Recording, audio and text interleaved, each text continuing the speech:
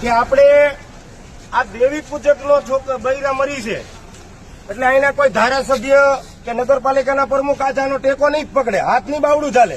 હમણે કોકને 2-3 ધોકા મારશે તો આખું ગુજરાત બંધ કરાવશે. અને અહીં ધારાસભ્ય હું તમે એક તમારા સમાજના જ છો, તમે આ બધી સમાજના નથી, તમને અમે બધા મત નથી આપતા.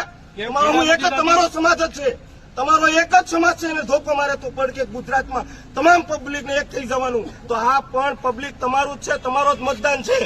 તો આજ આપ રોવે છે, 3-3 દીથા રોવે છે આની પડકે કોઈ તમારો ધારાસભ્ય અમરેલી જિલ્લાનો કોઈ ધારાસભ્ય પડકે આવીને ઉભો નથી રહેતો કે નગરપાલિકાનો પ્રમુખ ને ઉભો રહેતો. અને મત જયારે જોતા હોય ત્યારે એમ કે બાપા હું મત આપજો, હું તમારા પગ ઝાલીશ એમ. તો જયારે બગદાણાની અંદર બનાવ બન્યો છે, અમે ત્યાંથી ત્રાહી ગયા છીએ કે બગદાણાની અંદર જે બનાવ બન્યો છે તો એના એક સમાજની માથે ઘાત થયો છે તો બધો એનો સમાજની પાછળ ઉભો રહ્યો.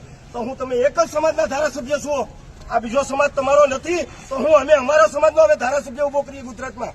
અમારા સમાજને ન્યાય માંગવા માટે અમે ઉભા કરીએ, અમે અમારા સમાજ હાટું ન્યાય માંગવા માટે અમે ધારાસભ્ય ઉભા કરીએ, અમારા સમાજનો હક માંગવા માટે. તો તમે કયા વિધાનસભાના ધારાસભ્ય છો? તો અમે તમારા સમાજ હાટુંથી તમારે લડવાનું, અમારા સમાજ હાટું તમારે ભીખ માંગવાની.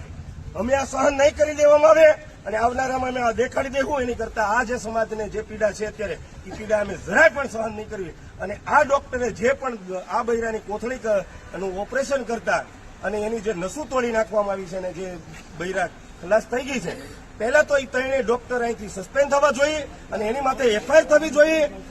અને ત્યાં લગી આ લાશ લેવાની થતી નથી.